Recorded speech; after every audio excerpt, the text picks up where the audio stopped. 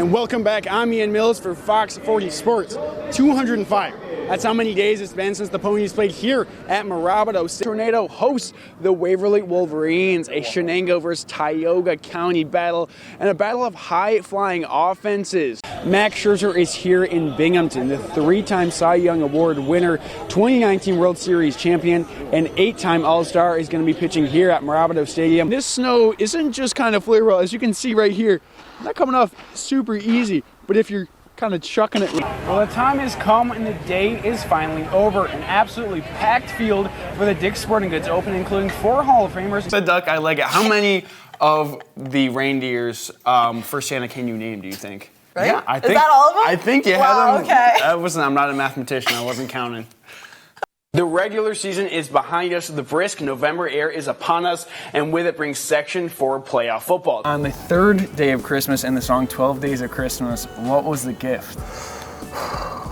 Football. Well, as the season winds down, plenty of league matchups are filling the schedule these next few weeks, and tonight we have another great set of games for you, so let's waste no time and get right into the highlights.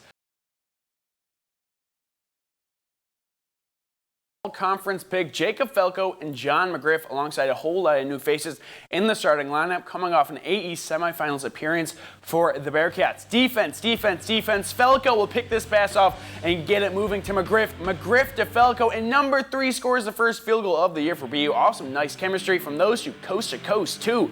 McGriff, next batter, he does the exact same thing, lays it out there and pulls the string for out number 2. The third batter would walk before, you guessed it, another strikeout swinging. That's when history will happen. Grady Stark, the southpaw, will back up and fire deep. He has his man Samsel wide open. Go, Samsel, go! He is gone. Pater Daly, 96 yards to go, and he gets it. The longest touchdown in Shenango Forks football history. Grady Stark to Samsel, and the Devil's Lair is bumping up big. And the save's going to win it. Sahara Zingana lines up. She runs. She kicks. Scott blocks it, and the Bearcats are going to win the soccer game. Binghamton is moving on. BU wins 3-2 in penalty kicks and survives. They dogpile Scott, who didn't play until PK's. Spartans start out, and Logan Utter feeds Braden Johnson in the paint. Big man gets to work. Defender on the air. Won't matter through the contact. 33 gets it to go. He makes the free throw. 3-0. Unity go.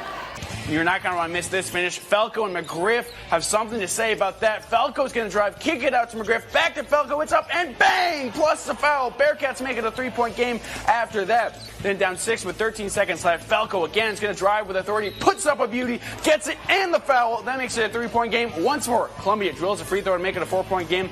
Then the second is missed. Christian Hinkson rebounds, finds Felko. Hezzy, step back, it's up, and bang! 5 seconds to go, down 1. John McGriff, the point guard's going to steal it, puts it up for the game. He drills it. McGriff calls game, and the Bearcats go on to win 81-79 in the craziest finish you'll ever see. Are you kidding me?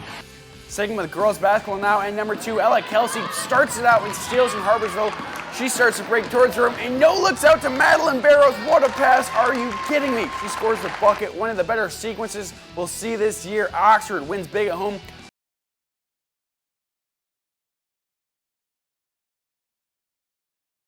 When you're a kid playing your sport, you dream of reaching career milestones and the roar of the crowd erupting for you. For one, Binghamton Black Bear, he's been playing pro hockey for nearly 10 years now, and last Saturday, Tyler Jurich reached another career high.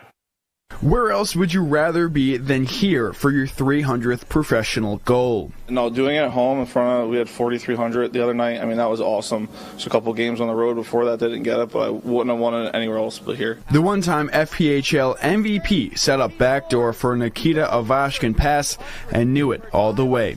I mean, I kind of just blacked out when I got that one. I saw a chance to go to the net, and Nikita made a great pass. A packed crowd leading to packed ice as the entire team mobbed their assistant captain. I've never seen anyone go the whole team gather on the ice like that, so just seeing the building come together, seeing the team come together for a special moment, it was it was precious. Sending Binghamton fans home happy, something Jurich has gotten used to since joining the Black Bears.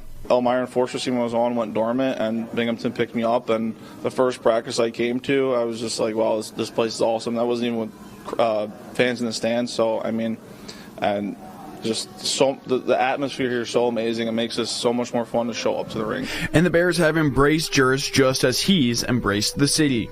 It's huge. It's just someone to follow around the arena. If you want to know how to be a pro, you can follow Tyler around, and he'll show you how to do it. He's been around the league. He knows it well, and he's positionally sound. And my God, he has a great shot. So we're lucky to have him.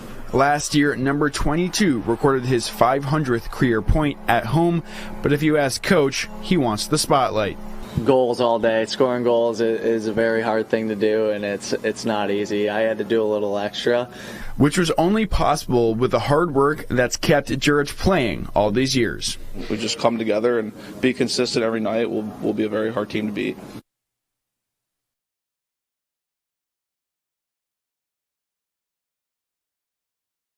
When you're in high school, you imagine playing at the next level and your name being called in the starting lineups with the roar of the crowd behind you. For some, this won't ever happen, but for Peter Valise Sr., he got to live this experience just 76 years after he first expected.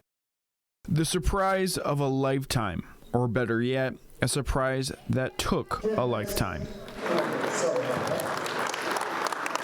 As a member of SUNY Broom's first ever graduating class, Peter Valise jumped at the chance to be at the school's alumni reunion. At first he says, the reunion's coming up. I'd like to go. And I go like, well, okay. And then once they found out that he'd be one of the first students to graduate from here, they was like, wow, this is really something. Once there, the class of 1949 graduate explained why he never got to suit up for the men's basketball team 76 years ago. He was cut in order to give that fifth spot to a veteran who had returned from service. And because the school was focused on providing education for veterans, he gave up his spot. A selfless act from the then teenager, but one he wishes he hadn't had to make. That was a traumatic experience for him and something that he had a lot of sadness about over the course of his life. Then the SUNY Broom Foundation knew exactly what they had to do. It opened up a story about not really being able to play on the team at that time. This is like a dream come true.